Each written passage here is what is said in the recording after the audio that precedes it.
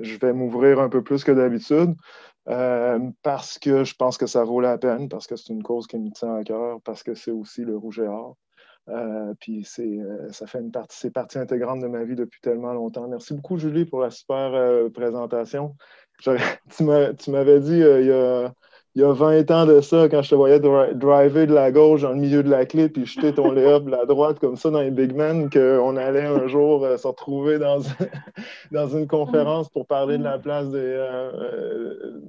des minorités visibles dans la société québécoise. Je ne suis pas certain que j'aurais Ah gagé ouais. là-dessus.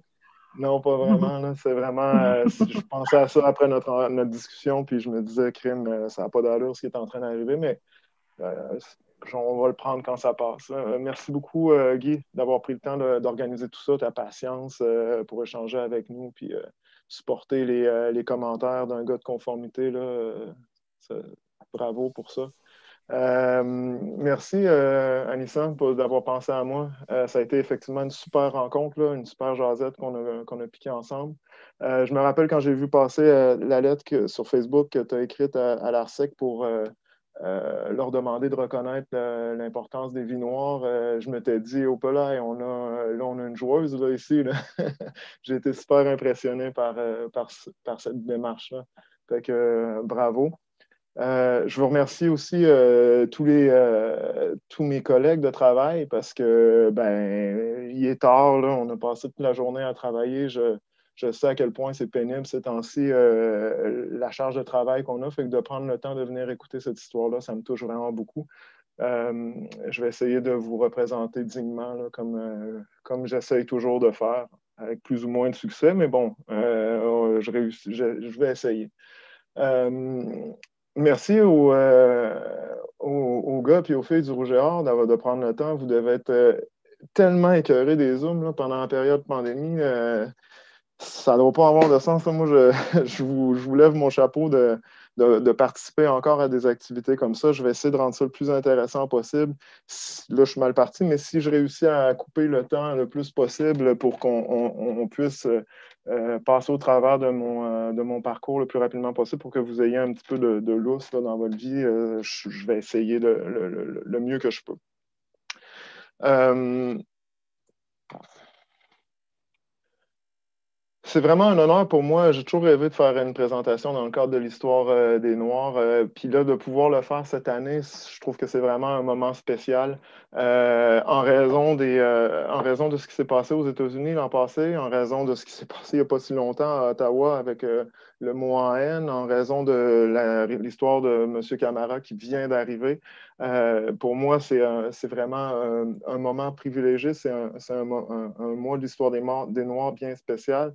Le débat fait vraiment rage ces temps-ci. J'entends énormément d'oppositions très polarisées, c'est-à-dire des gens qui sont vraiment pas convaincus que ça arrive, ces histoires-là de racisme, puis que ça ne concerne pas le Québec. Puis en même temps, je vois des initiatives comme celle de ce soir qui démontrent une grande ouverture, là, un grand désir de corriger quelque chose qui ne marche pas dans notre société. On est un peu à la croisée des chemins. Donc, on se retrouve dans une situation où notre premier, à droite, si on décide de prendre le chemin de droite, on se lance dans la confrontation. Et à gauche, on se lance dans la collaboration. Ceux qui me connaissent un peu savent que la confrontation, généralement, c'est pas quelque chose qui m'effraie. Et je vais être honnête avec vous, j'ai passé énormément de temps de ce côté-là, en m'identifiant, bien entendu, à un noir et en confrontant, bien entendu, une société québécoise majoritairement blanche. Avec l'âge, en vieillissant, en ayant des enfants, euh, j'ai réalisé que ma mère, ce qu'elle me disait depuis toujours, elle me disait tout le temps, Sam, t'es les deux, là, t'es pas vraiment un noir, tu peux pas vraiment t'asseoir dans ce coin-là du ring puis le défendre, t'es les deux. Puis j'écoutais plus ou moins parce que j'aime bien ça, la confrontation finalement. Mais en ayant des enfants, en vieillissant, en regardant autour de moi, je me suis aperçu que si la guerre civile éclatait demain matin, là, j'étais mal pris là, parce que toutes les personnes que j'aime dans ma vie sont blanches. Là. Pas toutes, là, il y en a une multitude, mais ma mère, ma grand-mère que j'ai adorée, ma femme, mon gars. des amis proches, des amis très, très proches. Tout le monde, j'en ai plein des amis blancs, fait que je ne peux pas toujours me camper dans une position défensive ou dans une position de confrontation. Il faut que j'essaye de jouer un rôle un petit peu plus, créer un pont. Ça m'amène aujourd'hui à venir vous dire, à venir vous parler de ce que j'ai vécu puis de ce qui m'a permis d'avoir des pistes de solutions. Je vous confirme tout de suite là, que je ne suis pas un expert, je n'ai pas étudié là-dedans. Par contre, j'ai vécu beaucoup de choses et j'ai vécu des choses qui ont fait évoluer ma pensée. Je n'ai pas toujours été, comme je vous ai expliqué rapidement, je n'ai pas toujours été dans ce mode, dans cette vision-là. Ça a commencé avant que je vienne au monde, en fait. Mes parents, mon père est mauritanien, ma mère est québécoise. Mon père a grandi dans un village en Mauritanie qui s'appelle Bababé, qui est à la frontière du Sénégal. C'est un musulman. C'est quelqu'un qui est que je qualifierais d'un intellectuel. Le ticket de sortie pour ce village-là, ça a été les études. Il a décroché une bourse pour venir étudier au Québec, à l'Université Laval. Ma mère, elle, de son côté, a grandi dans une famille que je dirais plus traditionnelle québécoise, à Saint-Malachie, dans un village sur la rive sud de Québec. Elle est partie très jeune de chez elle pour se lancer sur le marché du travail. Elle est allée en ville, comme elle dit, là. Elle est allée à Québec pour travailler. Puis, ils se sont rencontrés. Je ne sais pas si vous avez déjà entendu parler de cette place-là. Là. Ils se sont rencontrés sur la Grande Allée à Québec, comme, comme un peu vous faites aujourd'hui, les Jones, quand vous sortez clubber. De cette union, cette union-là, à la base, ça n'a jamais fait l'unanimité. Autant dans la famille de ma mère, à Saint-Malachie, que dans la famille de mon père. À Bababé, il y a eu énormément de réticence par rapport à cette union-là. Fait que votre dévoué est venu au monde dans ce contexte-là. J'aime croire que ma naissance a apaisé un peu les tensions, à tout le moins du côté de ma mère. Vous voyez ma mère à droite, là, avec son petit bébé dans les bras. D'ailleurs, moi, ce que j'ai retiré de cette diapositive-là, c'est que mon père était vraiment outside of his league. Là. Je trouvais que les photos de ma mère étaient super belles. Je voyais comment il a fait pour. Bon, petit aparté. Donc, j'ai l'impression, puis vous voyez ma grand-mère, la réaction qu'elle a quand elle voit son beau petit bébé brun, puis c'est un peu ça qui s'est passé dans ma famille au Québec. Au début, ils n'étaient pas du tout chauds à l'idée, puis quand ils m'ont vu, j'ai l'impression qu'ils ont réalisé que ça pouvait donner des choses acceptables, si on veut.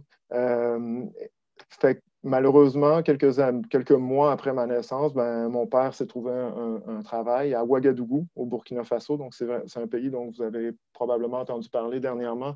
Il y a eu des attentats. Donc, c'est pas joyeux. C'est pas pour les bonnes raisons qu'on a entendu parler de ce pays-là, mais c'est un merveilleux pays. J'ai passé, vous allez voir, j'ai passé beaucoup de temps là-dedans. Puis, pour moi, ce qui s'est passé dans les dernières années, c'est absolument pas représentatif de ce que j'ai vécu, moi, là-bas.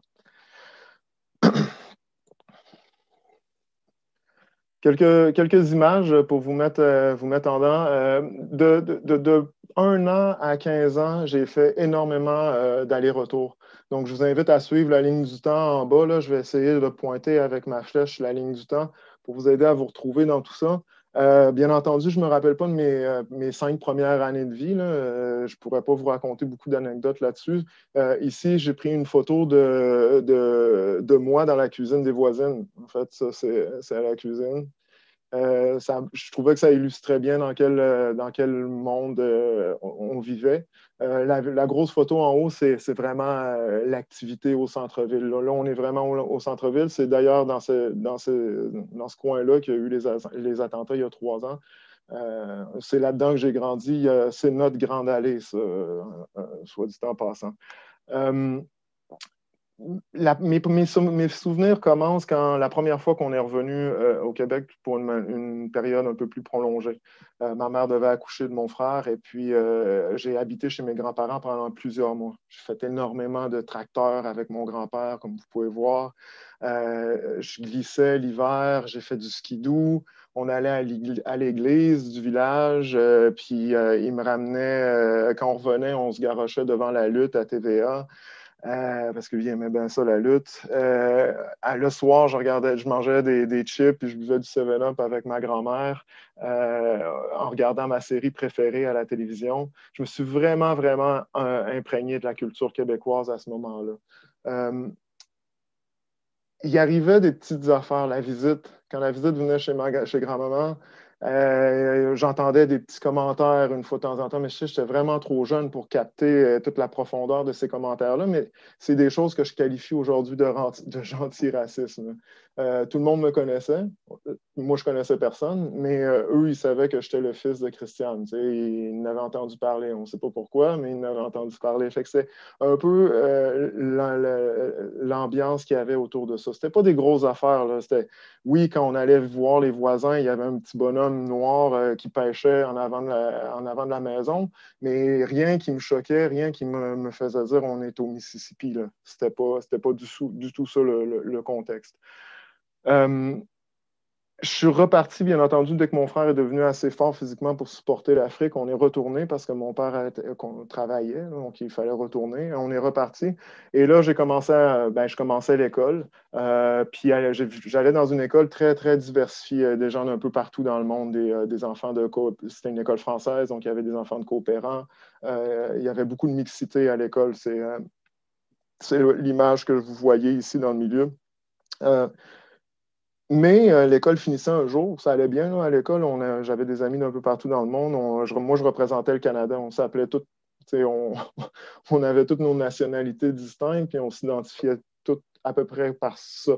Euh, mais la vie continuait en dehors de l'école. Donc, le soir, les fins de semaine, durant les grandes vacances, parce que c'était tellement dispendieux, on ne pouvait pas tout le temps revenir en vacances l'été au Québec. Donc, je passais des étés des fois au complet là-bas.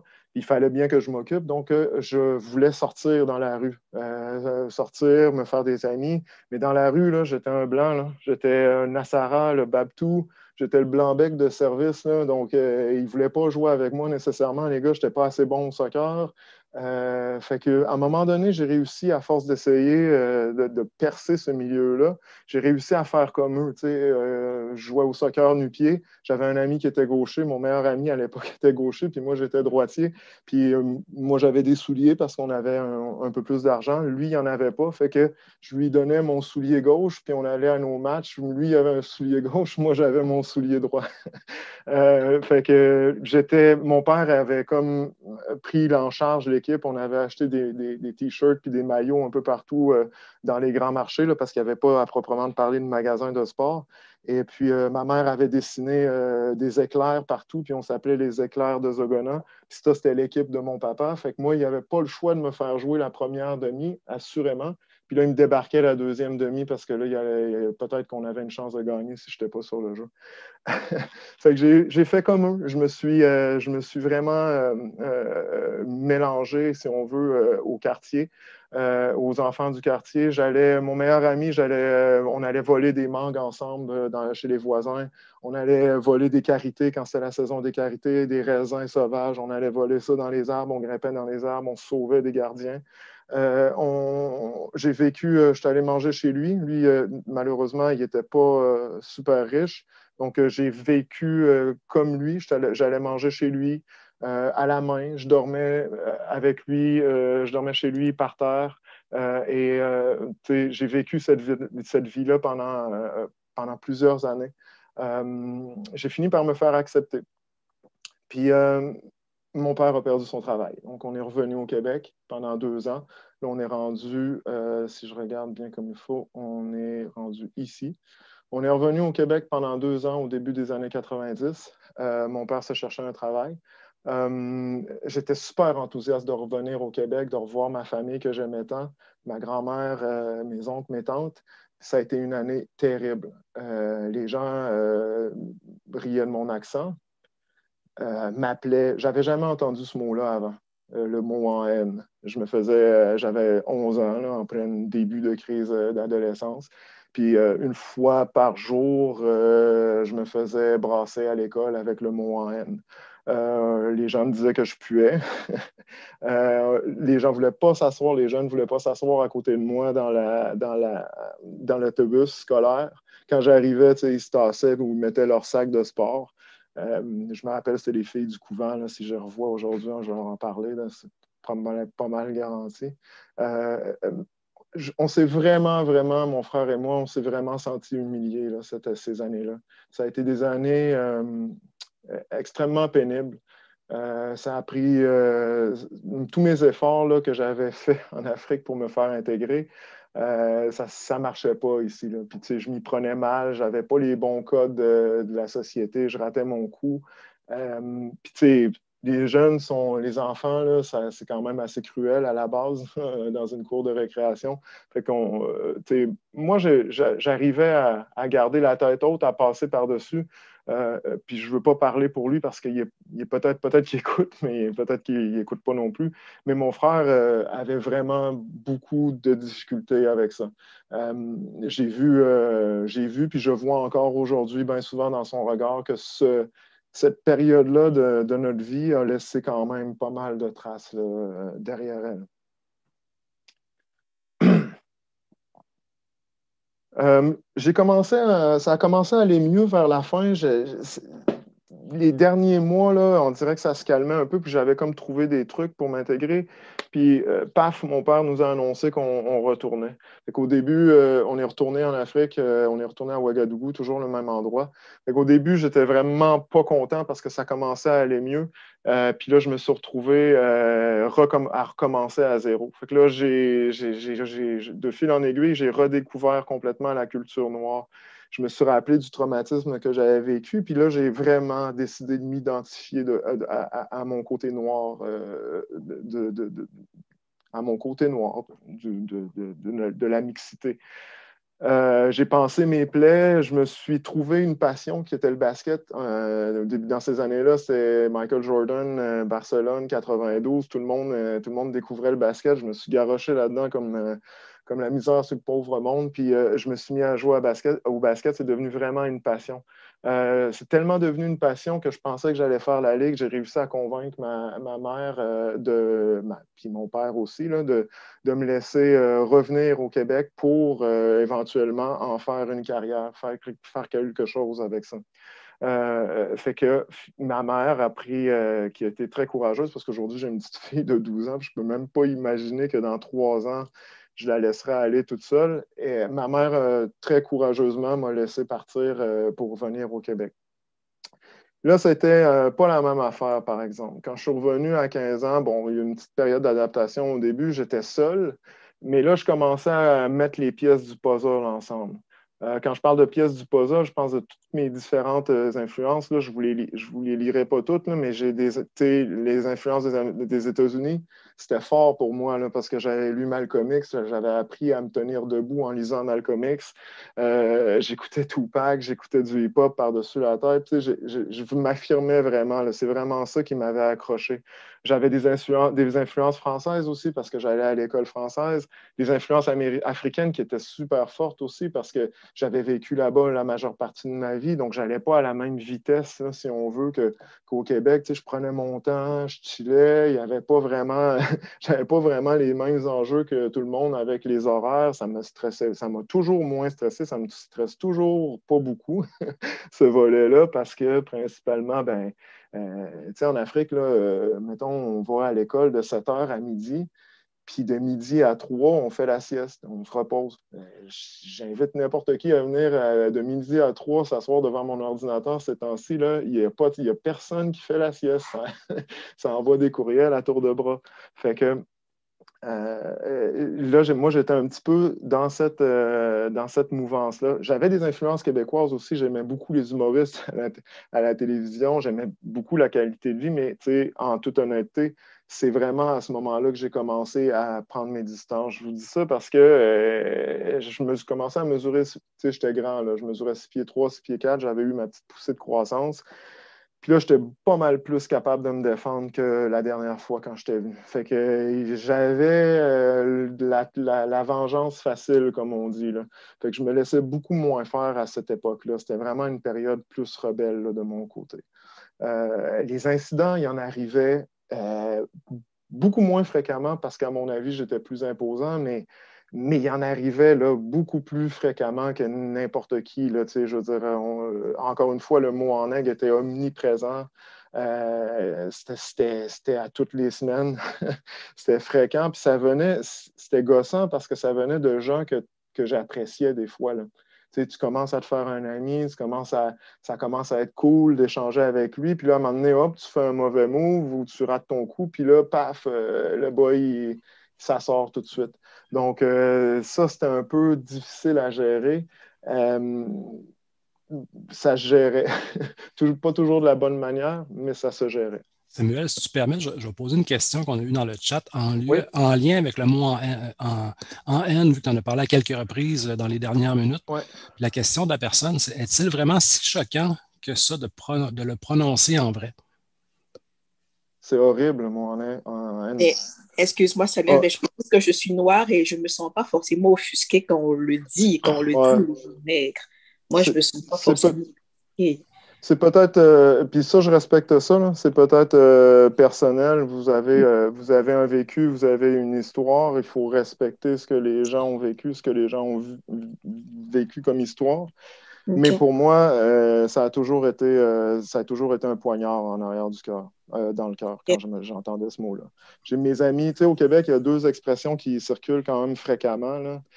Travailler comme un mot en haine et un plan de haine. Puis des amis très, très proches, des gens de ma famille l'échappent. Puis je suis capable de relativiser. Je suis capable de Mhm. faire la part des choses. Mais à chaque fois que je l'entends, j'ai pas, c'est pas juste un mot. OK. Pour moi. OK. Merci. J'ai grandi ça me fait plaisir. J'ai grandi en Afrique, hein, puis il n'y a pas de nègres en Afrique. Ouais. On est des Noirs. Ouais, c'est vrai. Mm. Euh, pardon. J'arrive. J'ai trop cliqué vite. Oui, c'est ça. Fait que, le basket, dans les influences américaines, le basket avait complètement pris le dessus. Donc, c'est vraiment devenu une passion, comme je disais tantôt. Puis, c'est comme ça que je m'identifiais. C'est le truc que j'avais trouvé pour passer au travers de toutes ces difficultés-là, entre guillemets. Et je m'identifiais comme un joueur de basket. Fait que j'ai tout mis mes œufs dans le même panier. Je me suis mis à focuser là-dessus. Et ça m'a amené à Sainte-Foy quelques mois, quelques années après être passé par Lévis. Quand je suis arrivé à Sainte-Foy, là, ça a comme été l'oasis quand tu marches dans un désert. À Lévis, c'était très, très, très, très, très majoritairement blanc. On était 3 dans l'école. Là, je suis arrivé dans l'équipe, il y avait 3 métis comme moi. C'était comme trouver une pépite d'or. Là. Je me suis vraiment j'ai baissé ma garde à ce moment-là, puis ces gars-là ont eu on s'est mis tout de suite on est comme devenus des frères, là, on se promenait partout en ville, les jeunes se mélangeaient entre Coran, Dominique et Samuel, là, personne ne savait qui était qui, ce qui est qui cache un petit quelque chose, mais bon, j'étais dans une vibe positive. J'ai rencontré Marie aussi à ce moment-là, ma blonde de l'époque, mon épouse aujourd'hui. Donc, tout était positif. C'était une vibe beaucoup plus positive que ce que je venais de vivre. Euh, des incidents, il y en arrivait par contre beaucoup, mais personne ne capotait avec ça autour de moi. Tous mes amis métis, ça ne les stressait pas. Puis je suis un peu tombé dans le piège de faire comme eux. Si eux, ils ne capotent pas, moi non plus, je n'ai pas d'affaire à capoter. Mais ce que j'ai compris beaucoup plus tard, c'est que ces gars-là ont toujours grandi au Québec. T'sais. Eux, ils ont toujours été ici. Donc, forcément, tout leur barème ou leur truc pour fonctionner dans la société québécoise, ils sont aiguisés, ils sont bons avec ça. Moi, j'arrivais de l'extérieur, là, puis ça faisait pas très longtemps que j'étais là, mais j'avais vraiment une approche, un regard extérieur à ça. Je voyais des choses qu'eux ne voyaient pas parce qu'ils étaient peut-être trop collés sur l'arbre. Des incidents, des petites anecdotes, c'est là que je me suis fait, dans ces années-là, je me suis fait arrêter par la police le plus souvent. Là. Une fois, j'allais déposer le loyer de ma mère à sa propriétaire, puis ils m'ont embarqué, là, ils m'ont mis dans le char de police parce que j'ai tourné vraiment beaucoup autour de la maison parce que je cherchais la porte d'entrée, la bonne adresse. Je voulais être sûr de cogner à la bonne adresse. Puis il était midi, là, un jeudi midi, là, je veux dire, je ne pouvais pas venir. Voler quoi que ce soit. Là. Il faisait trop soleil, j'avais un gros sac à dos jaune, je me rappelle de mon sac à dos jaune. Tu sais, je m'étais retrouvé dans la voiture de police. Puis, à ce moment-là, je m'étais dit, ouais, là, peut-être qu'ils vont me croire quand je vais raconter ça, mais bon, bref. Le soir, quand je revenais vers 8h30, 9h après nos pratiques, ça arrivait souvent là, que je me faisais demander mes papiers parce qu'il y avait eu des entrées par infraction dans les maisons, puis quelqu'un correspondait à ma description. C'est arrivé à 2 ou 3 reprises. Le basket m'a aussi ouvert sur la réalité à Montréal. J'espère qu'il y a des gars de Montréal là, qui sont dans la conférence. J'étais super impressionné parce qu'il était solide au basket, il était vraiment fort au basket. Je regardais à Momo, il y avait des gars que j'avais vus à la télévision jouer aux Jeux du Québec. J'étais super impressionné. Puis quand j'ai eu la chance de les côtoyer sur l'équipe du Québec, je me suis rendu compte que mais c'est pas pantoute la même chose. Hein.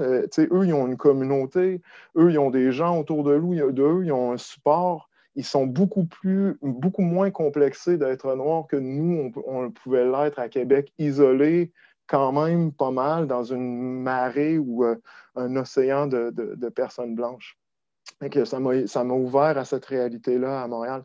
Fait que résultat des courses, on se focus encore sur le basket, on se concentre là-dessus, c'est ça qu'on fait bien, que je fais bien, fait que c'est sur ça que je vais tabler.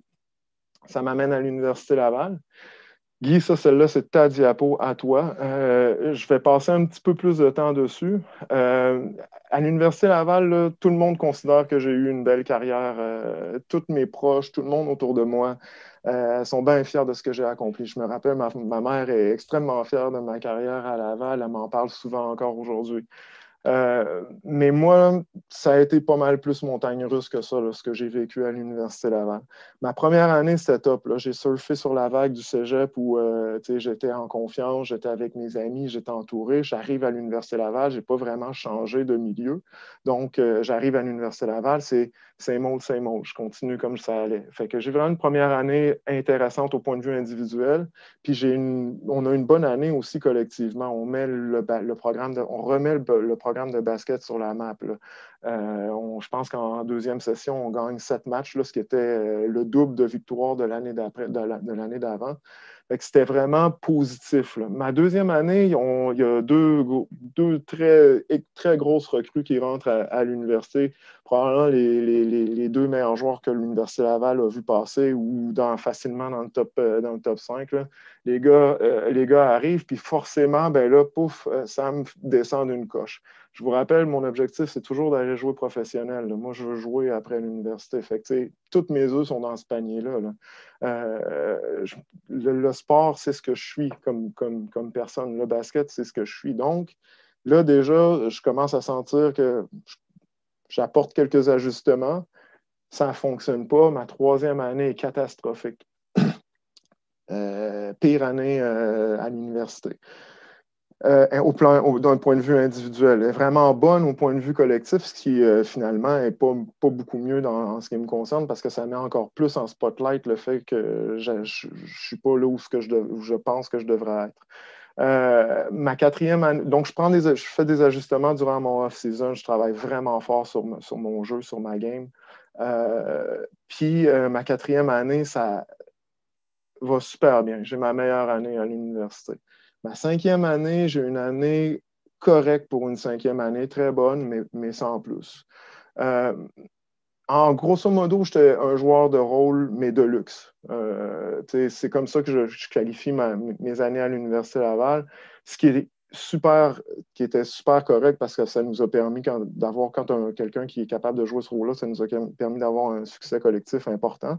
Mais que moi, avec mon objectif de jouer professionnel, c'était pas suffisant. Ça prenait plus que ça pour réussir. Ma quatrième année, là, j'ai eu ma première sonnette d'alarme qui a sonné. Un matin, je n'ai pas été capable de me lever pour aller à mes cours. Je n'ai pas été capable d'aller à ma pratique. Il a fallu que Marie use de beaucoup de trucs pour que je prenne le téléphone. J'ai jasé énormément avec l'assistant coach. Là, je prenais mes clics et mes claques, puis je m'en allais là, à ma 4e année. Ce qui se passait, c'est que ça allait super bien au début, puis j'avais pas la reconnaissance que j'avais besoin à la mi-année. Fait que je me suis mis à capoter un peu, puis ça venait pas. Fait que j'ai comme craqué un peu cette année-là. La 5e année, je m'étais retapé, je me suis retapé, j'ai fait comme semblant, comme si de rien n'était. Mais à un moment donné, avec le stress de ce qui m'attendait, ce qui allait s'en venir à la fin, ben, j'ai recraqué quelques semaines avant le championnat canadien, là, dans un moment où il ne faut pas que tu craques. J'ai craqué. Là, il a vraiment fallu que je parle énormément avec mon coach. C'est lui qui m'a remis sur la bonne track. Puis j'ai été capable de terminer quand même ce que j'avais commencé. Le sport, là, ça agissait comme c'était un échappatoire. Puis là, ça n'allait pas comme je voulais, cette histoire-là. Je m'étais créé un triangle, là, le triangle des Bermudes, là, où il ne pouvait rien m'arriver dans ce triangle-là. La maison, le PEPS, mes cours. Je me promenais là-dedans. Mais là, dès que je sortais de là, je voyais des micro-agressions partout. La prostitution juvénile, là, dans ces années-là, il y a eu un gros scandale à Québec. On se faisait regarder, là, je veux dire, on était... Heureusement que les gens n'avaient pas d'armes. Là, on se faisait vraiment regarder croche. Puis moi, j'étais confrontant énormément à cette époque-là aussi, fait que je n'hésitais pas à m'engager. Le 11 septembre est arrivé dans ces années-là. Puis là, c'est là qu'on a vu les premiers relents là, de l'islamophobie. Là. Les gens disaient des choses pas possibles sur les musulmans. Moi, mon père est musulman. Fait qu'il fallait toujours que je remette les choses au clair. Je dis, ouais, là, ça, c'est pas de la musulmanie, monsieur. Là, fait qu'il y avait beaucoup de choses comme ça qui se produisaient.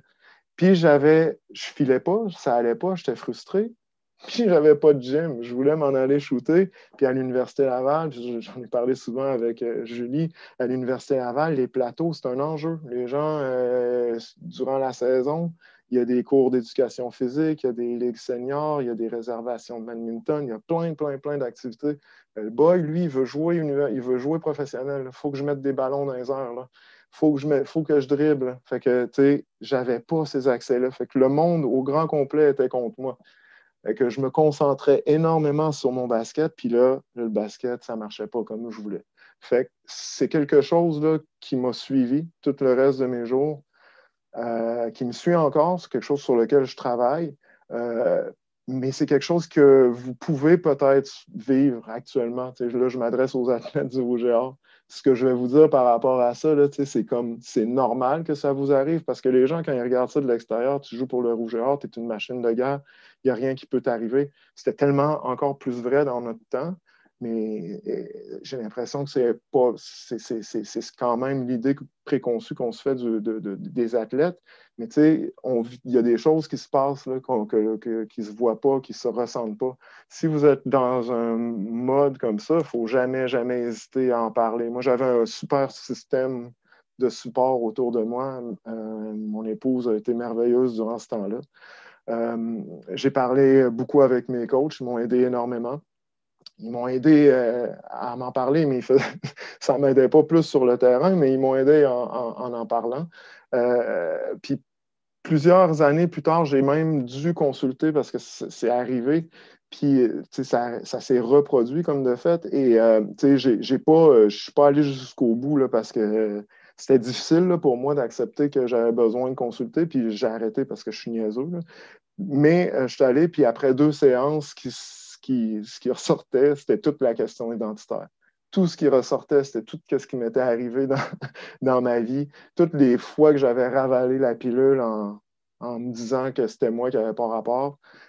C'est tout ça qui provoque un genre de sentiment d'insécurité, puis quand ça ne va pas comme je veux que ça aille, qui fait en sorte que je prends la mauvaise track.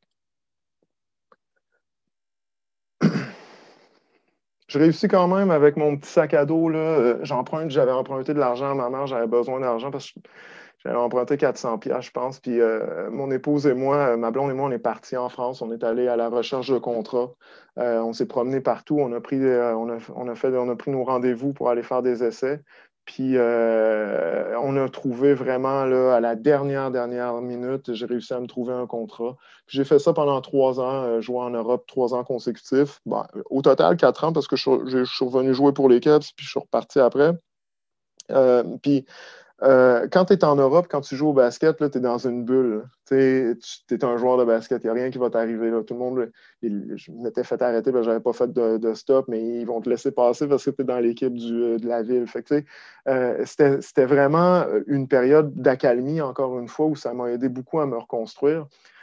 Surtout ma première année. Les autres années, là, ça a moins bien été. Là, j'ai vu l'envers de la médaille.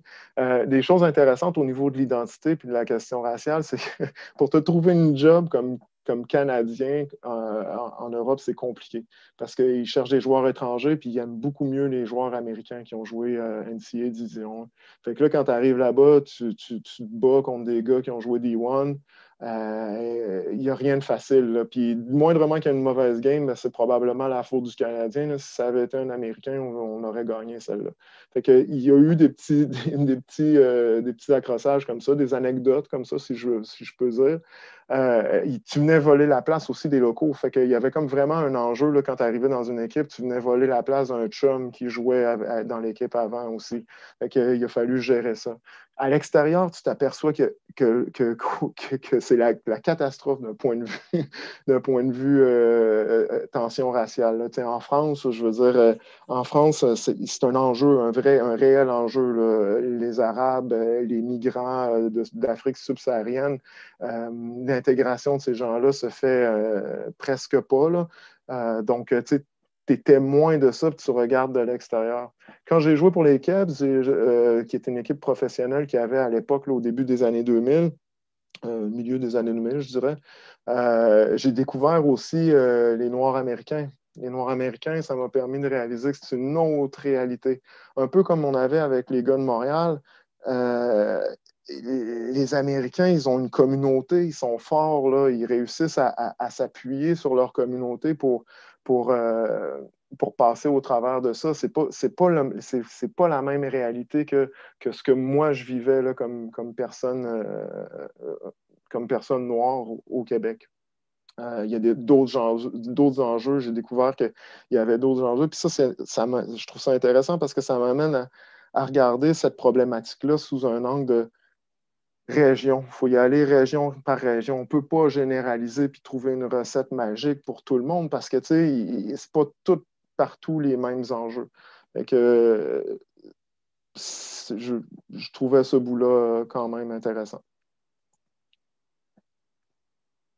Hop, j'ai double-cliqué encore. Il a fallu mettre fin à tout ça un jour. Donc, ça s'est arrêté, pas à cause d'elle en plus, là, mais ça s'est arrêté en même temps, pas mal en même temps on accueille notre premier bébé. Et depuis ce temps-là, les enfants m'ont beaucoup aidé à modérer mon discours. Vous voyez là, j'en ai un blond aux yeux bleus, le petit dernier, puis une belle grande brune aux yeux bruns. On aime ça penser qu'on est une famille arc-en-ciel, puis on aime ça penser que ça se fait de vivre ensemble. Là. J'ai l'impression que quand je regarde les photos de famille, je pense que je pourrais vous convaincre que ça marche. Le travail, j'ai commencé à travailler. Ça m'a aidé ça m'a aidé à comprendre comment ça fonctionne, une organisation, une structure. J'ai retrouvé aussi là, le gentil racisme là, dont j'ai parlé au tout début. Là. C'est là qu'on le revoit apparaître parce que les gens t'apprécient vraiment, vraiment beaucoup au travail. Des fois, là, tu crées des liens, mais il y a quand même des choses qui existent là, depuis toujours, des idées préconçues ou des biais qui existent dans la tête des gens, puis des fois, ça ressort, puis c'est là que, on va le voir plus tard quand on parle de racisme systémique, c'est là que je dis, attention, là, on n'est pas en train de dire que vous êtes méchant, on dit qu'il y a quelque chose que vous avez mal saisi. on dit que c'est un gentil racisme, en quelque sorte. Le milieu communautaire, je me suis impliqué dans le milieu communautaire. J'ai appris aussi que c'était un sujet super compliqué là, où tout le monde avait des intérêts, tout le monde voulait faire valoir son point. Il y a beaucoup d'opportunisme dans ce débat-là. Les gens veulent tirer la couverte de leur côté, veulent en ramener de leur côté. Là, présentement, je suis à Toronto, puis j'avais une idée préconçue de Toronto où c'est une ville diverse, où on voit plus les couleurs tellement il y en a. Mais j'ai été surpris, abasourdi d'apprendre que, ben, pas abasourdi, je n'ai pas été si surpris que ça, mais il y a quand même des manifestations importantes de racisme systémique. Il y a une étude notamment sur l'employabilité des Noirs. Les Noirs sont même moins, avec une étude de CV, de faux CV, là, les Noirs de Joshon est moins appelé souvent en entrevue que Steve, qui a un casier judiciaire. Fait que moi, quand je lisais cet article-là complètement par hasard, je me suis dit à Toronto. Puis j'ai vraiment été surpris de voir ça. Pendant toutes ces années-là aussi, j'ai commencé à m'apercevoir de la montée des positions polarisées. Donc, au début, là, quand j'étais plus jeune, jamais on entendait des débats comme on entend aujourd'hui sur la place publique, là. Jamais personne n'aurait osé dire haut et fort qu'il est contre l'utilisation qu'il n'y a pas de racisme systémique. Jamais personne n'aurait se serait avoué raciste ouvertement comme ça. Aujourd'hui, là, les manifestations racistes en public, je suis abasourdi à chaque fois de la quantité qu'on peut voir passer. Ça m'amène à quelques pistes de solutions à explorer avec vous. Il ne m'en reste pas pour très longtemps. Là, je pense une dizaine, douzaine, quinzaine de minutes, je vais avoir terminé. Quelques pistes de solutions rapides. Et je veux vraiment les partager aussi avec les gens, les athlètes du Rouge et Or, parce que vous êtes la société de demain. Votre leadership, là, pendant que vous êtes en train de faire votre sport, jouer au basket, jouer au rugby, jouer au soccer, votre leadership là, va vous amener dans les organisations super haut parce que c'est ça qu'on fait. On est des compétiteurs. On veut plus, on veut toujours plus, on veut gagner, on veut ci, on veut ça. Ça fait en sorte qu'un jour ou l'autre, il y en a d'entre vous qui vont se retrouver dans des postes de décideurs. Puis là, c'est important que je fasse la part de ma part, puis que je vous explique qu'est-ce que je pense qui pourrait aider une société ou une structure à devenir moins raciste ou moins biaisé. Ce que j'ai pu découvrir au fil du temps, c'est qu'il y a des choses qui se font, mais qui se font en surface. Il y en a beaucoup, beaucoup, beaucoup. Des activités culturelles, j'ai participé à des activités sportives, en veux-tu, en voilà, il y en a plein. Là, maintenant, ces temps-ci, ce qu'on voit beaucoup, là, c'est de la représentation à la télévision. On voit dans les annonces de Hyundai, là, depuis qu'il y a comme eu une montée là, par rapport à ça, ben là, les Hyundai s'est mis à mettre des acteurs noirs dans leurs annonces. Fait le problème est-tu réglé? Non. C'est un bon pas dans la bonne direction. On veut plus de diversité à la télévision, c'est nice, mais ça prend plus que ça. Ça doit venir accompagner d'une base beaucoup plus solide que ça si on veut réussir à accomplir quelque chose. Aussi, des petits tours de magie qui peuvent impressionner rapidement, ben, c'est les postes d'entrée. Dans beaucoup de compagnies, ce qu'on voit, c'est dans les postes d'entrée, là, service à la clientèle au téléphone, là, Vidéotron, t'appelles chez Vidéotron, chez Bell. Il y a beaucoup, beaucoup de diversité dans ces postes-là. Puis plus tu montes haut dans les structures, plus tu montes haut dans ces compagnies-là, moins c'est coloré, moins c'est diversifié, moins il y a de femmes, moins il y a plein de choses. Donc, là, ça m'a amené à regarder aussi au niveau des structures des organisations. Qu'est-ce qu'il faut? Qu'est-ce qu'il faut pour qu'on réussisse à provoquer du changement? Dans les structures des organisations, il faut que ça vienne d'en haut. Les organisations, ça fonctionne en cascade. Si le chef il est vraiment, vraiment ouvert à cette cause-là, parce que pour lui, c'est important. Il va s'assurer que ça descende. Il va s'assurer qu'il y a des gens autour de lui qui prennent cette cause-là à cœur, qui sont progressistes dans leur façon de penser, puis qui font avancer ça. Moi, je me concentre énormément sur l'aspect économique de l'intégration des minorités visibles. Pourquoi l'économique? Parce qu'il y a d'autres pans, là. Il y a le pan culturel, on a parlé tantôt là, de la télévision, etc.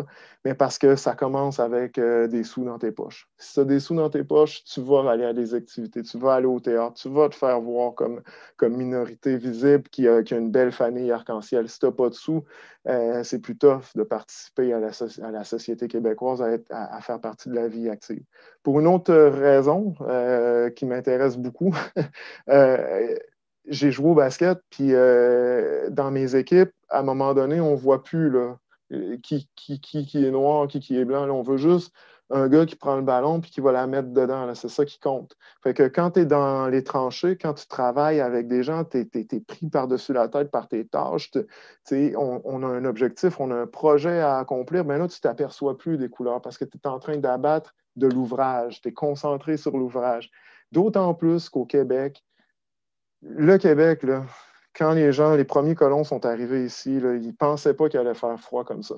Il y a la moitié qui sont morts durant l'hiver. Et que là, l'autre été d'après, là, ils se sont dit, OK, là, l'hiver s'en vient, fait qu'on se met à travailler. Fait que là, ils se sont mis à travailler, à cultiver, à bûcher du bois. Fait que là, le travail là, au Québec, là, c'est une partie essentielle des valeurs québécoises. Vous êtes peut-être trop jeunes pour vous en rappeler, là, mais ceux qui s'en rappellent, on cherchait là, à un moment donné, là, durant la commission Bouchard-Taylor, c'est quoi les valeurs québécoises? Puis là, j'entendais toutes sortes de choses. Je criais dans mon salon, c'est travailler! Ils travaillent! Mon grand-père était travaillant, ma grand-mère était travaillant off the hook. C'est extrêmement valorisé au Québec, le travail. Comment tu es travaillant? Jusqu'à quelle heure tu travailles tard le soir? Le monde aime, ça fait partie des valeurs intrinsèques, je pense, du Québec. Première étape de tout ça, reconnaître. Puis c'est difficile, il y a comme un courant actuellement dans le monde là, les gens très progressistes n'hésitent pas à le dire, je ne vois pas de couleur, pour moi tout le monde est égal, je traite tout le monde. Déjà, c'est pas parce que toi tu es comme ça que le reste de la planète est comme ça. Deux, en faisant ça, c'est un peu reconnaître que il n'y en a pas de problème, mais dans la vraie vie, il y en a un quand même problème. Trois, moi, je suis fier là, d'être noir. Je suis vraiment, vraiment fier d'être noir. Fait que quand tu ne m'identifies pas comme métisse, comme noir, comme personne différente, ça me dérange que tu ne me vois pas. J'existe. Si tu arrives sur un terrain de basket puis tu dis je vais prendre le grand black là, moi je vois ça comme un compliment à la limite parce que je suis quand même fier de ce que je suis, fier de ce que j'ai réussi à accomplir puis fier d'où je viens. Fait que, par bienveillance ou en pensant bien faire, n'enlevez pas l'équation de la couleur. Ça fait partie d'un tout, cette couleur-là.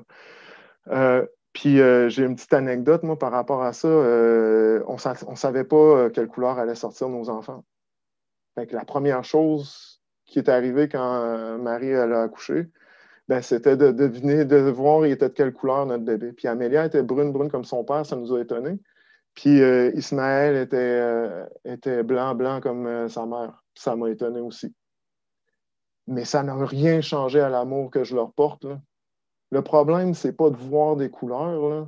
Le problème, c'est quand tu enlèves des opportunités aux gens à cause de ces couleurs-là. Ça n'a rien à voir avec les voir ou les pas voir. On est noir, on existe, là. Appelle-moi parce que je suis. On n'est pas aux États-Unis, ça c'est souvent quelque chose qu'on entend, mais je sais qu'on n'est pas aux États-Unis, je sais que c'est pas le Mississippi ici, je sais qu'on est quand même chanceux de vivre au Québec.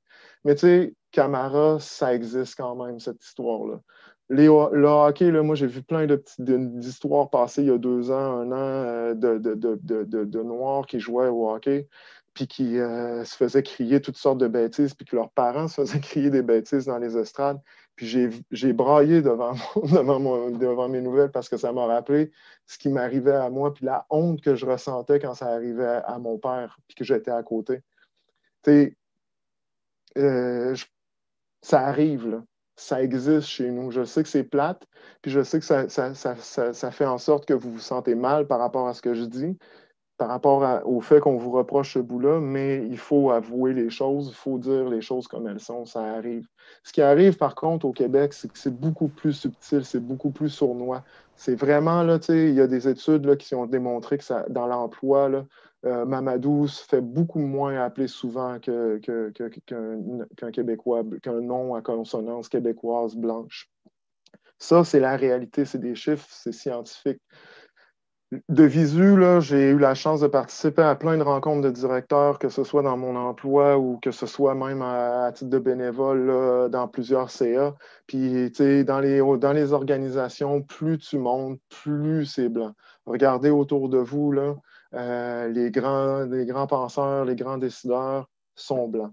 Une des raisons pour laquelle ça arrive, c'est que les gens, quand ils sont en haut, ben, ils font confiance à des choses qu'ils connaissent, à des gens qu'ils connaissent. Fait qu'ils vont embaucher ou donner leur chance à des gens qui leur ressemblent. C'est un petit peu la nature humaine de la chose. Euh, le racisme systémique, là, au Québec, oui, ça existe. C'est démontré scientifiquement. Ça ne veut pas dire que vous êtes systématiquement raciste au Québec ou qu'on est systématiquement raciste. C'est très différent. C'est des choses, des fois, qu'on fait, mais qu'on ne veut même pas être méchant, mais qu'on fait. J'ai un exemple facile pour ça. Là. Un monsieur avec qui je jasais de l'embauche cherchait à embaucher des techniciens en loisirs. Donc, lui, il avait son offre d'emploi, puis il cherchait des CV pour fitter avec cette offre d'emploi-là. Donc, les études pour techniciens en loisirs se font principalement, puis là, je ne suis pas un expert non plus en études, là. Ça se faisait à Victoriaville et à Rivière-du-Loup, si je me rappelle bien. Donc, forcément, il y a beaucoup plus de chances que ces gens-là soient des Québécois de souche. Donc, forcément, tous les CV qui venaient de lycée Saint-Exupéry à Dakar ou peu importe le nom ou l'école, un peu un nom qu'on ne connaît pas, qui a étudié en France, qui a étudié en Tunisie, mais tous ces CV-là étaient systématiquement écartés parce qu'ils ne fitaient pas avec la description de tâche. Ce n'était pas fait volontairement. Ils cherchaient simplement à avoir une description de tâche qui fit, mais c'était plus difficile de tomber sur de la diversité avec le processus qu'il avait mis en place. De notre côté, parce qu'il y a aussi un côté, un autre côté, il faut qu'on réalise le progrès qui a été effectué. Moi, je suis arrivé ici en 95, je peux vous dire que ça a changé, là. Ça a changé, c'est plus ce que c'était, là.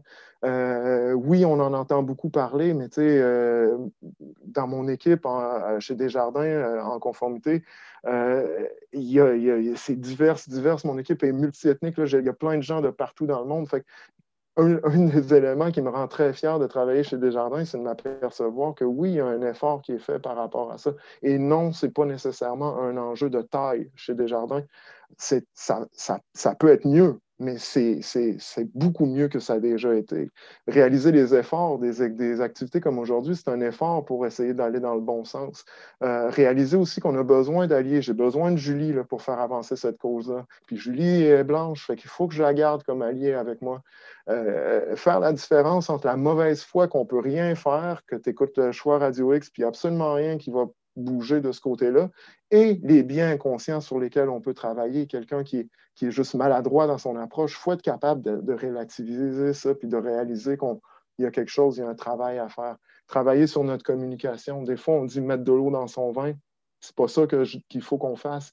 Il faut qu'on mette, là, je vais faire une analogie pour les jeunes étudiants, il faut qu'on mette du coke dans notre rhum. Il faut que ça soit meilleur à boire, ce qu'on a à dire. Parce que des fois, ben, vous allez le voir, on a un discours qui peut être acide, pas super bon au goût. Là. Ça, il faut le réaliser, puis il faut essayer de s'ajuster par rapport à ça. Ça, c'en est un bon exemple. Quand on parle de l'histoire, souvent, l'esclavage, on se fait dire, moi, je n'ai pas participé à ça, ça ne me concerne pas. Mon fils me l'a dit il y a 2 semaines. Il m'a dit, on voulait regarder un film sur l'histoire des Noirs, puis il m'a dit, ah non, papa, là, quand je regarde ça, je me sens mal, puis j'aime pas ça, faire ça, j'ai honte. Il me l'a verbalisé. Je disais, ah, OK, tu sais, on va regarder autre chose. On va regarder un Avengers aujourd'hui, c'est correct. Il faut, c'est pas facile à comprendre, mais il faut quand même essayer de faire un effort pour aller vers qu'est-ce qui s'est passé dans le passé, parce que ça va nous amener à comprendre un peu ce qu'on est en train de faire actuellement, puis vers où on s'en va. Au Québec, l'hiver dont j'ai parlé tantôt, les années 60, la Révolution tranquille, le combat entre les Anglais et les Français, c'est quelque chose d'omniprésent là, au Québec. Il faut faire attention à ça quand on veut implanter nos mesures là, anti-discrimination. Du côté du côté des Noirs, vous seriez surpris de voir que de l'esclavage, il y en a eu vraiment quand même de manière substantielle. Au Québec, il y a des activités scientifiques qui démontrent ça.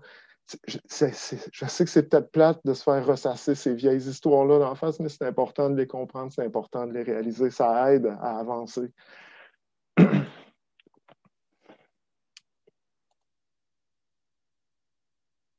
L'empathie, pas de la sympathie.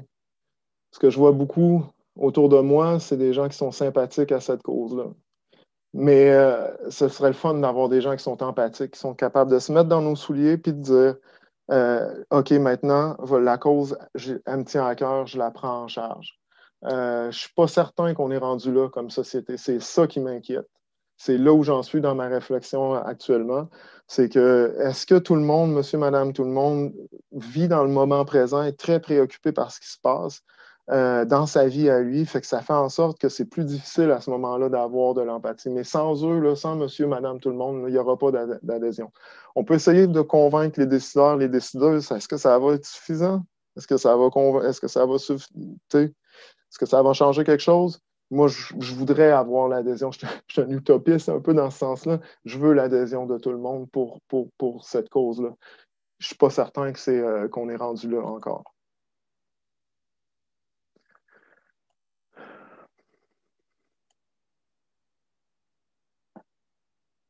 C'est un enjeu qui est très émotif, hein? Donc, il faut essayer de regarder tout ça tout le temps avec un regard plus académique, plus scientifique. Essayer de comprendre les rôles des gens. Tu sais, des activistes, des gens qui se battent pour l'équité et tout ça, c'est normal que ça existe. Ils sont là pour tirer des signaux d'alarme. Il ne faut pas capoter quand on entend quelqu'un dire un radical de gauche la police, c'est toutes des batteurs de noirs. Ben, il faut pas capoter quand on entend ça parce que lui, il est là, il joue son rôle, il fait un signal d'alarme. Les chercheuses et chercheuses font des constats. C'est-tu scientifiquement vrai ce qu'on avance? C'est-tu scientifique? Il faut faut leur faire confiance. Monsieur, madame, tout le monde, il a son rôle là, à jouer. C'est lui qui est responsable de mettre ça en œuvre. Les décideurs et les décideuses aussi ont leur rôle à jouer. Et les récalcitrants, même ceux qui sont tout à fait contre cette histoire-là de racisme, puis il n'y en a pas au Québec, eux aussi, ils ont leur rôle à jouer. Ils sont là pour essayer de garder un certain équilibre pour pas que ça se rende trop loin à l'autre bout du balancier. Parler d'équité et non pas d'égalité, ça, c'est difficile parce que tout le monde veut être égaux. Ça fait partie des libertés fondamentales des êtres humains. Mais là, on vient dire, OK, ici, là, on veut juste donner un coup de pouce à quelqu'un pour que ça aille mieux. Et là, l'équité, c'est un concept qui est plus difficile à avaler. Mais l'équité c'est exactement ça la solution. C'est que là, on a tellement pris de retard par rapport à un certain constat qu'il faut faire un effort supplémentaire pour ramener tout le monde sur le même niveau de jeu. Ça demande beaucoup d'introspection, beaucoup d'abnégation de la part de toutes les parties. Aller chercher des diagnostics, des études indépendantes, mettre en place des comités, toutes les choses qu'on entend parler ces temps-ci, c'est super. C'est ça qui fait changer des structures. Par contre, une fois que tout ça est fait, les mesures adoptées et présentées doivent toujours être faites en collaboration étroite avec les membres de la communauté. Le paternalisme, là, pour avoir vécu en Afrique, pour avoir vu les Français interagir beaucoup dans leurs anciennes colonies, ce qu'on appelle le colonialisme, là, ça a un effet dévastateur. Là. Donc, si on met tout ça en place, puis à la fin, on a une petite mentalité paternaliste qui vient nous dire, OK, on a trouvé comment ça marche, sans vouloir parler de ce qui se passe actuellement dans l'actualité, mais toute mesure doit être prise avec des gens qui sont impactés directement par cette mesure-là. Ça va demander un sacrifice de tous. C'est normal que la conversation ne soit pas confortable, mais ça marche. Je ne voulais pas me mettre des photos de ma femme et de mes enfants là, encore une fois, mais je pense que ça fonctionne. Je suis convaincu que ça fonctionne. Je passe rapidement là-dessus parce que c'est anecdotique puis ça commence à faire longtemps, mais si je peux me permettre, ma grand-mère, elle a semé une graine là, quand je suis venu au monde. La photo où elle me serrait super fort dans ses bras, quand elle est décédée il y a 2-3 ans, je me suis rendu compte que c'est à cause d'elle que j'aimais le Québec. C'est elle qui m'a fait aimer le Québec. Puis je vais reprendre les paroles d'un coach dans la NBA qui a dit ça quand ça allait vraiment pas mal, pas bien, là, en pleine pandémie. Il a dit, tu sais, j'aime vraiment les États-Unis, mais ce pays-là, j'ai l'impression qu'il ne m'aime pas. Puis ça m'a beaucoup parlé. Je me suis dit, j'aime vraiment le Québec, puis des fois, j'ai vraiment l'impression que le Québec nous aime pas. Mais, tu sais, ma grand-mère m'aimait, là, tu sais. Fait que 2 choses que vous pouvez retenir.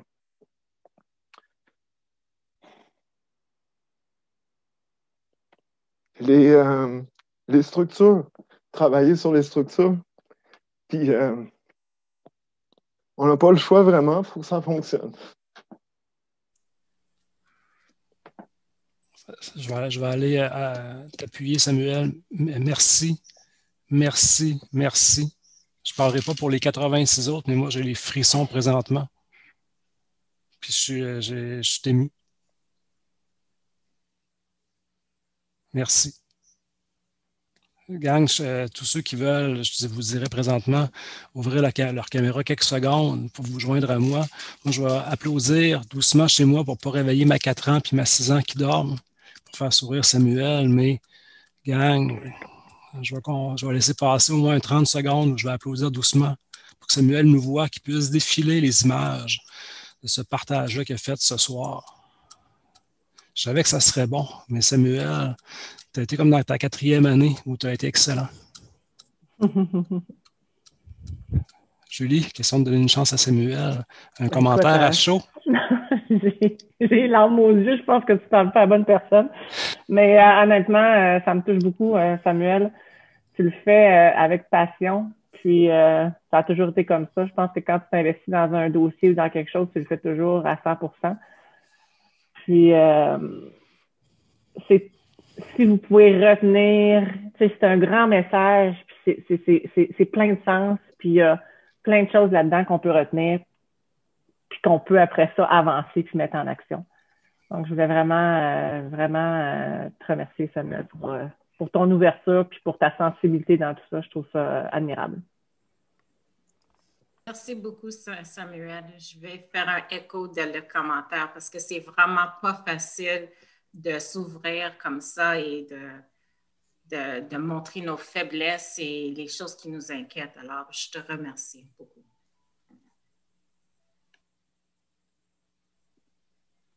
Je prends la parole, Sam. Merci. Tu as gâché mon make-up.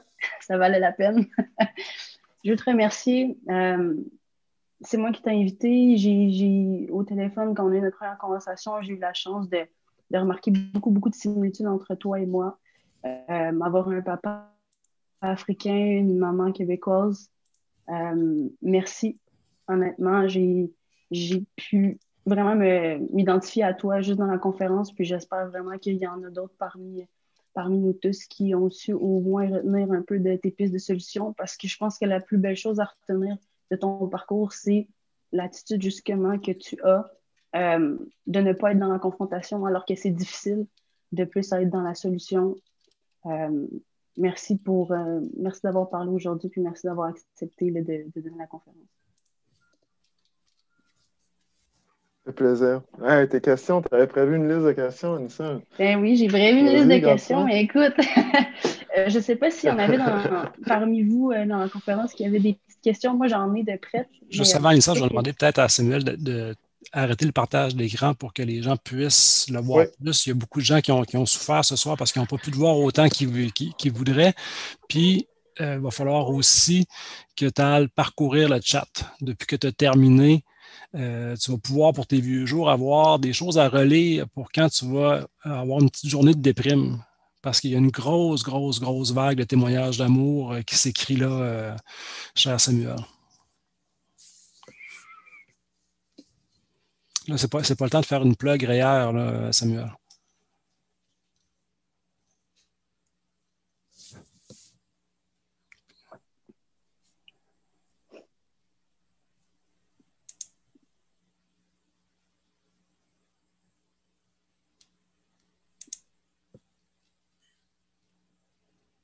J'ai arrêté ton partage d'écran, Samuel.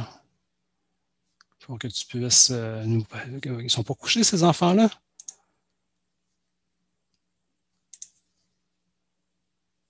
Ton micro est fermé, Sam, pour ton information. Je sais, les enfants n'arrêtent pas de me crier que mon micro est fermé. Je m'excuse, j'essaie de me démêler dans Zoom, là, je connais moins. Vous êtes vraiment, vraiment gentils, c'est des beaux messages. Est-ce correct? Oui, les questions qu'on avait, gang, s'il vous plaît. En fait, c'est tout Je vais me lancer. Je pense que je ne sais pas s'il y avait des personnes dans le chat qui avaient des questions. Vas-y avec la question, Anissa. Moi, je vais défiler le chat pendant ce temps-là pour... Parfait. Il y avait cette semaine, on a entendu parler de la nomination de M. Charette au poste de ministre responsable de la lutte contre le racisme. Je voulais un peu t'entendre sur qu'est-ce que tu en penses. Pour ceux qui ne savent pas, M. Charette est aussi le ministre de l'Environnement, puis est un homme blanc. Je voulais un peu t'entendre là-dessus sur qu'est-ce que tu en penses par rapport à cette nomination-là. C'est intéressant que c'est passionnant comme question. Là, moi, je trouve que c'est un bon exemple de mauvaise compréhension de ce qu'est l'enjeu. Le concept même du racisme systémique, c'est justement ne pas saisir qu'est-ce qui est en train d'arriver, qu'est-ce que nos décisions veulent dire, qu'est-ce que ça fait. Puis je pense que c'est une décision probablement réfléchie, mais pas basé sur rien de concret, d'intéressant, de réel. L'effort est là, mais l'effort est mal fait. Fait qu'en résultat des courses, on va pouvoir se targuer d'avoir fait un effort, mais est-ce qu'on va vraiment pouvoir se targuer d'avoir adressé le problème / réglé le problème? Ça me fait penser comme le point sur le paternalisme là, que j'ai. Je me demande qui a été consulté, qui me ressemblait ou qui nous ressemblait à nous deux avant de faire de prendre cette décision-là. Je suis totalement d'accord avec toi. En lien un petit peu avec la question d'Ariane un peu plus tôt sur le mot en haine, je ne sais pas si vous avez suivi les nouvelles récemment. Il y a eu une petite polémique à l'Université d'Ottawa avec un professeur qui aurait utilisé dans le cadre de son cours, dans le cadre de la présentation d'un livre, le mot en haine en faisant la lecture du livre et du titre du livre. Qu'est-ce que tu en penses? Dans un contexte académique où c'est pas dirigé envers une personne comme une insulte, penses-tu qu'on aurait le droit d'utiliser ce mot-là? Le point est valide. Là. Faut réaliser qu'Agatha Christie a écrit Les 10 petits nègres. C'est une œuvre littéraire super intéressante. Il ne faut pas s'empêcher de la lire parce qu'il y a ce titre-là. C'est un point qui est très valide. Si tu fais tes devoirs comme université, que tu as mis en place des structures qui te permettent d'absorber ce backlash-là, cette crise-là, donc un comité de diversité, tu as un plan d'équité, les gens, les professionnels qui travaillent à l'Université d'Ottawa sont viennent de toutes sortes de monde. Si tu as toute une structure autour de toi qui soutient ton discours, ben oui, tu peux parler de ça puis te targuer d'avoir encadré l'utilisation de ce mot-là. Mais quand tu n'as absolument rien, comme pas de comité de diversité et inclusion, un recteur blanc qui sort de nulle part, puis qui prend une décision basée unilatéralement, bien, on est encore dans du paternalisme, on est encore dans c'est correct, vous ne savez pas comment ça marche, nous autres, on a compris comment ça marche. Non, là, c'est moi qui me fais traiter de ce mot-là, là, fait que c'est moi qui dois gérer ce mot-là. Qu'est-ce qu'il me fait? Je ne peux pas laisser quelqu'un décider à ma place qu'est-ce que ce mot-là me fait. C'est le dernier privilège qui me reste sur la planète Terre, de pouvoir décider comment je me sens par rapport à une situation. Des fois, je ne peux même plus le dire, comment est-ce que j'ai envie de dire. Mais là, tu vas me dire comment je dois me sentir? Non. Si on décide que c'est correct, ça va être Boucardiouf, ça va être nos leaders noirs qui vont venir nous parler pour nous dire Sam, tu sais quoi? Vous n'avez pas rapport de capoter avec ça, c'est correct. Mais là, quand c'est pas personne qui me ressemble, personne qui a compris mes enjeux, qui vient me le dire, j'ai de la misère avec ce bout-là. Merci Samuel. On a une question dans le chat fort intéressante. Puis si tu me permets, ça se peut que je fasse une passe à quelqu'un après pour renchérir. On a Astrid qui dit si vous pouviez donner des conseils à vous-même, à l'ado que vous étiez, quel serait-tu au Sam de peut-être 16-17 ans? Je dirais de ne pas laisser ma frustration brouiller ce que je vois. Parce que tellement j'étais frustré, tellement j'étais confrontant, en fait, j'ai jamais hésité à confronter, on n'entendait plus ce que je disais. On prenait plus le message, on se concentrait juste sur le comment le message avait été délivré. Je pense que je suis pas certain que ça serait allé plus vite, mais je suis convaincu que j'aurais eu plus de crédibilité plus rapidement dans mon évolution. Parce que sans penser que mon histoire est extraordinaire, je pense que mon histoire démontre qu'on peut se promener partout puis faire en sorte que tout le monde s'aime puis tout le monde s'entend bien. Il y a juste une manière de présenter ça que je n'avais pas à l'époque. Je me dirais aussi aux gars de basket, travaille, quand même quand tu penses que tu travailles super fort, travaille encore plus fort même, parce que quand tu arrives l'autre côté, c'est comme, il y a des boys qui sont talentueux, là, puis il y a des boys qui sont bons au basket. C'est ça que je me donnerais comme conseil. Là, ton dernier 10 secondes, coach Nathan va me le demander en tape pour leur jouer en boucle aux gars de basket qui sont rouges et or présentement, qui sont très nombreux ce soir. On a une super question qui n'est pas de la même personne, mais qui va dans la même lignée. On a une maman tunisienne, on la salue parce que je n'ai pas son nom, qui te demande des recommandations, conseils pour préparer son fils pour ce qui l'attend. Ça revient à ce que j'ai dit tantôt. La première étape, je pense que ce qu'il faut en premier, c'est être bien avec soi-même. Il faut être fier de sa différence.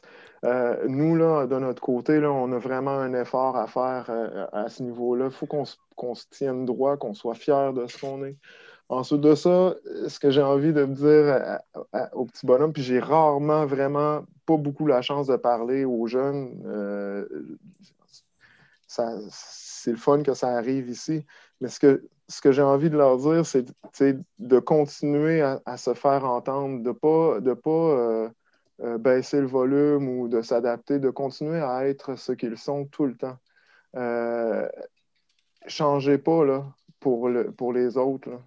Il y a littéralement quelque chose qui ne marche pas, c'est pas vous le problème. C'est ça que je leur dirais comme conseil. On a une autre question. En tant que personne blanche, on a souvent peur d'être maladroit en cherchant à soutenir les personnes issues de la diversité. Selon toi, comment bien s'y prendre? C'est cool. J'ai eu un débat comme ça avec des gens il n'y a pas longtemps, là, des gens des Noirs. Là. Puis eux, ils n'aimaient pas ça, se faire demander d'où ils venaient et tout. Mais tu sais, moi, je trouvais ça bizarre.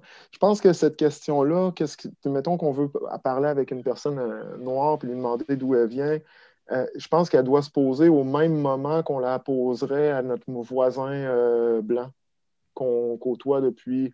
Je vois des voisins blancs là, qui se parlent entre eux, là, puis ils ne se sont jamais demandé d'où ils venaient, sauf à un moment donné, ils décident que là, c'est le moment de se demander Hey, toi, coudonc, tu viens d'où? Tu viens-tu de Montréal? Puis là, ça se met à jaser.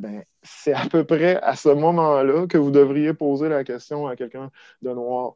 Puis, n'ayez pas peur d'aborder cette situation-là, mais faites-le adroitement, ne le faites pas maladroitement en exposant la différence de la personne en pleine face sur le start. Il y a une manière d'approcher les gens, une manière subtile, une manière adroite d'en arriver à connaître son prochain. Puis je dirais que c'est la même chose que quand moi, je veux parler avec Julie, puis je veux savoir, en savoir plus sur la vie de Julie, ben, je m'approche tranquillement, puis je commence par d'autres choses. Puis là, le lendemain, je vais un peu plus loin, et etc., etc. Je dirais, c'est ça, ce serait ça ma réponse. En autant que tout soit fait dans le respect. Exactement. Puis l'intention aussi, tu sais, on est bon pour, tu sais, maintenant, on est rendu, quand même, nos radars sont quand même efficaces, là, tu sais. Moi, je cerne quand même assez rapidement l'intention des gens, là. Il peut m'ouvrir les bras grands ouverts, puis je ne sais pas c'est pourquoi cette histoire-là, mon radar va être l'aiguille va être dans le rouge, puis il peut être vraiment bête avec moi, puis je le sais que mon aiguille va être dans le vert avec lui, tu sais. On a des radars, on sait c'est quoi l'intention des gens. Fait que l'intention, c'est super important aussi dans tout ça. Pour ceux qui mettent des questions dans le chat, ne soyez pas offusqués, s'il vous plaît, si je passe de l'une à l'autre et que je ne les prends pas dans l'ordre. Des fois, je les regroupe par thème parce qu'on a Amelia qui, un peu dans la même lignée, dit est-ce que les personnes blanches ont raison de se sentir mal à l'aise en raison de l'histoire de ségrégation envers les Noirs? Oui, vous avez raison. C'est arrivé à comme je vous disais, c'est arrivé à mon petit gars, il s'est senti mal à l'aise, il l'a senti. Mais c'est pas parce que tu es mal à l'aise dans quelque chose que tu vas pas continuer là-dedans. On a tous été mal à l'aise dans une situation, puis on est resté, puis on est parti seulement une fois qu'elle était réglée. Je pense que le malaise fait partie de la solution. J'ai eu la discussion avec Julie il n'y a pas très longtemps à cet effet-là, puis elle dit, tu sais, je m'en veux. Je dis, ouais, mais je pense que c'est normal que tu t'en veuilles. Mais veux-toi-en pas. Il ne faut pas que tu t'en veuilles trop longtemps. Il faut que tu passes à autre chose.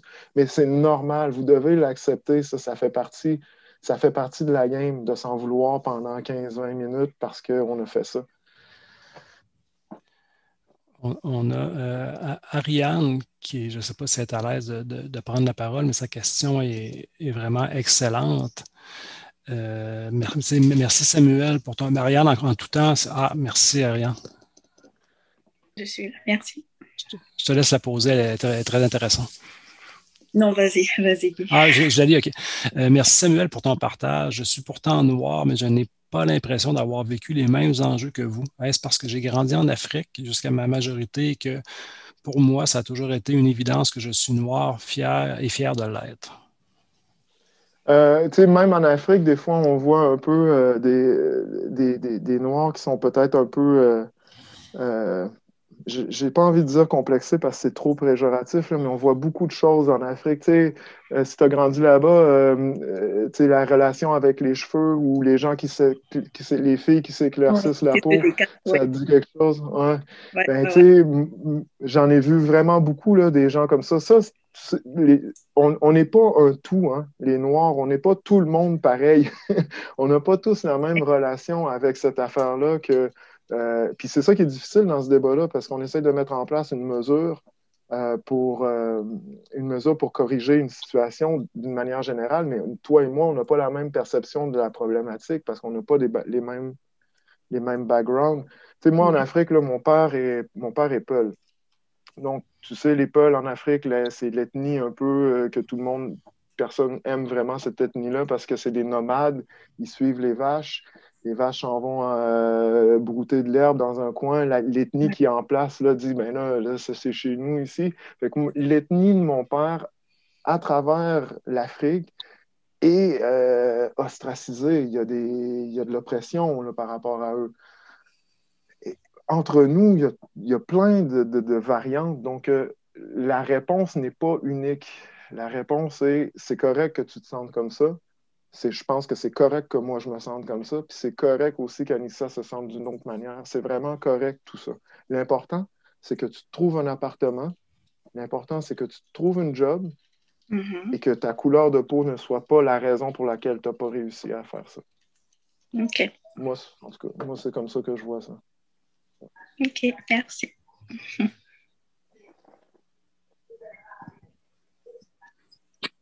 On aurait une autre petite question, Samuel. Mes filles métisses entrent au secondaire l'année prochaine. Aurais-tu un conseil à leur donner face au racisme qu'elles pourraient vivre? Les filles, là, il faut le métis, c'est un privilège.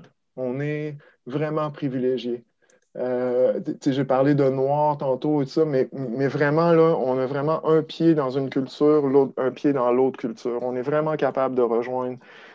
Une fille, il faut qu'elle apprenne à être forte. Moi, ce que je fais avec mes filles, c'est que je lui apprends à être forte, à être indépendante, à faire sa place dans la vie, puis à être fière de ce qu'elle est, peu importe ce qu'elle est.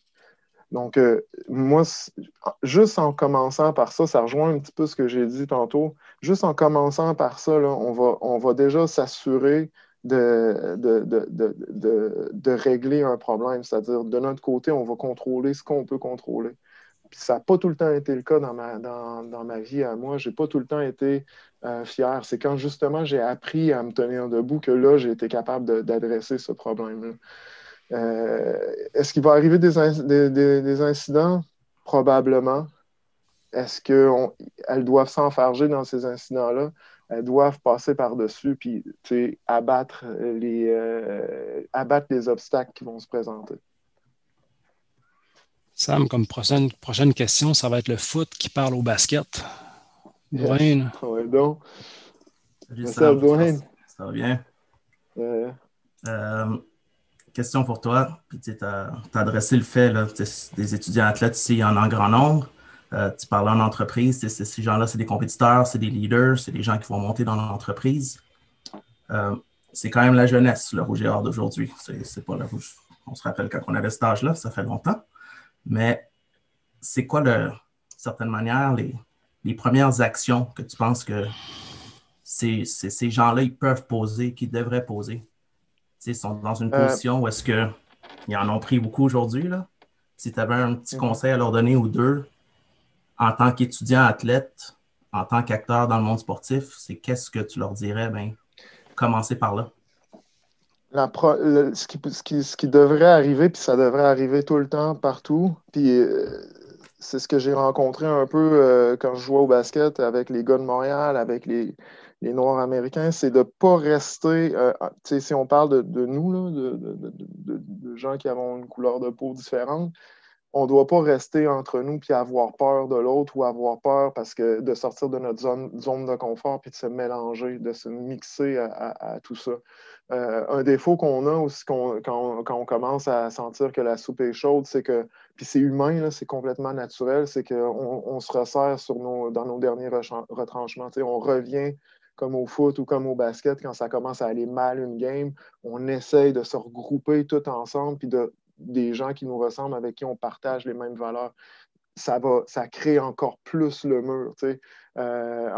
Sors de ta zone de confort, mélange-toi. Moi, mes trucs, là, quand j'étais plus jeune, là, j'ai appris à sacrer. Quand je suis arrivé d'Afrique, là, avec mon accent français, très rapidement, je me suis mis à sacrer parce que j'ai trouvé ce truc-là pour que les gens soient cool avec moi. J'ai accroché là-dessus. J'ai changé mon accent, je me suis mis à parler québécois. Je me suis pas fait assimiler, mais j'ai fait des efforts. J'ai fait j'avais pas le choix, j'étais super entouré. Peut-être que si j'avais été à Montréal, peut-être que je me serais refermé sur ma communauté, puis j'aurais fermé les portes, puis regarde, on n'en parle plus. Mais là, il fallait que je me mélange. Fait que ça a fait en sorte que j'ai compris plus facilement l'autre côté de la médaille. Qu'est-ce qui se passe dans leur tête? Qu'est-ce qui se passe dans la tête de mon gars? Se mélanger. Première chose à faire, tu te mélanges.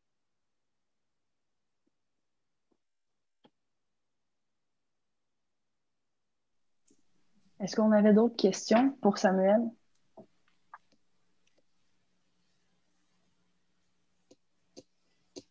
Sinon, je sais qu'on a coach Nathan qui est là ce soir. Je ne sais pas s'il serait à l'aise de jouer le jeu, de dire qu'est-ce qu'il aurait dit à son étudiant athlète, Sam, si à l'époque, il l'avait eu avec toute sa colère, toutes les difficultés qu'il avait. Je vais à la pêche parce qu'on a un coach qui a beaucoup de choses à dire. Puis il y a beaucoup de ses étudiants athlètes ce soir, si jamais il m'entend, s'il n'est pas en train de coucher sa 4 ans comme moi. Salut, Sam. What up, man? How you doing, coach? I'm good. Non, mais premièrement, avec mes enfants, mais en anglais, like, I would tell them to be proud. Alors, je dirais de être fier de vous-même. Vous êtes des enfants, ben, aussi moi-même. Moi, je suis un homme noir avec deux enfants qui sont mixtes ici à Québec. Alors, leur histoire va être un peu la même comme à ton histoire. Ils vont être capables, bon, pas capables, mais ils vont, like, they will experience. Ils vont avoir une expérience comme ton expérience un peu. Puis, nous, comme parents, mais moi, comme coach avec toi qui était mon athlète, je dois être capable de te faire apprendre que les choses vont arriver. Et la manière qu'on va deal, that we'll deal with this, c'est d'être capable de confronter les autres. Pas dans une manière qui est agressive, mais dans une manière qu'on doit parler, puis essayer de leur éduquer un peu pour voir like what reason, pour savoir quelle raison toi tu me parles comme ça ou toi you know? Yeah, I understand totally. So and you're so right about that. You're so right. And you know what happened? Tu sais qu'est-ce qui s'est passé en fait? Ce que tu me dis là, puis j'entends Berkey, you know, Berkey, c'est un gars de Montréal contre qui j'ai joué, puis je m'entendais super bien avec, je sais pas pourquoi, on jouait tout le temps contre. You have a community in Montreal. You have like vous avez des plus vieux. Il y a des plus vieux qui sont là, puis qui vous aident à gérer vos émotions, à comprendre qu'est-ce qui se passe, puis à être sage, approcher ça avec sagesse. I was just frustrated, man. I was just, you know, mean. You want to be mean with me? I'll be mean with you too. That's it. Parce que j'avais personne pour me dire, yo, Sam, chill, là, tu sais, laisse-le aller, celui-là, c'est pas un cas de racisme, ça c'est un cas de gars que le gym est fermé. Il veut pas te mettre dehors, le gym est fermé. Mais moi, j'étais comme, tout le temps, parce que c'est ça. Mentorship, la sagesse des plus vieux, c'est majeur, ça. Yeah. Et merci Samuel d'accepter de développer cette sagesse-là pour la prochaine génération, de faire ta part là-dedans. Là, ce soir, je vais te remercier une dernière fois avant de conclure. Tu as été très, très généreux de ton temps. Puis tu vas être claqué comme après une finale en championnat canadien. Tu vas avoir de la difficulté à dormir comme après un gros match. Mais merci. Merci, tu n'as pas idée. Comment, je vais le dire aux jeux, j'ai passé une belle soirée. Des fois, comme on dit, tu boucles le show que tu voudrais écouter. Fait que j'ai booké la conférence que je voulais entendre grâce à Anissa. Merci Samuel. Fait que merci tout le monde d'avoir été là. Merci Julie Dionne que le Rougéard, le PEPS appuie des démarches comme ça. Merci coach Nathan d'avoir joué le jeu de venir parler du présent en t'adressant au Sam du passé. Merci Anissa de toute l'implication que tu fais. Et c'est avec des petits gestes comme ça, tous ensemble, qu'on va vivre dans une société où ça va être plus le fun pour tout le monde. Merci, Sam. Mon gars veut finir la soirée en disant qu'il est métis lui aussi. C'est tout. Merci. C'est un beau blond, mais il veut finir. Il veut que je vous dise à tout le monde qu'il se sent beaucoup plus métis que blanc. Ouais, puis c'est lui qui le sait, comme tu m'as expliqué l'autre fois. C'est l'autodétermination. Merci à ton gars. Merci Samuel. Bonne soirée tout le monde. À bientôt.